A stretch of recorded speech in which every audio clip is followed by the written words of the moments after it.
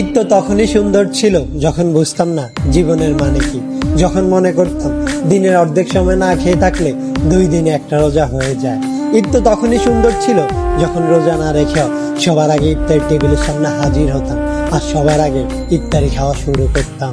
ঈদ তো তখনই সুন্দর ছিল যখন ঈদের নতুন জামা কাপড় কিনে দেওয়ার জন্য আব্বু আম্মুর কাছে কান্নাকাটি করতাম আর মনে করতাম কেউ ঈদের নতুন জামা কাপড় দেখে ফেললেই হয়তো ঈদ শেষ হয়ে যাবে।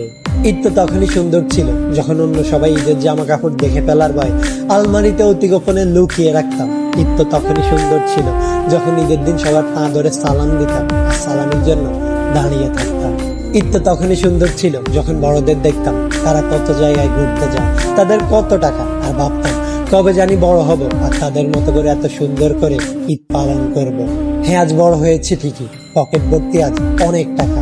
ঈদ আজ ঠিকই আছে, কিন্তু হারিয়ে গেছে ছোটবেলায় কাটানো ঈদের সেই আনন্দময় মুহূর্তগুলো।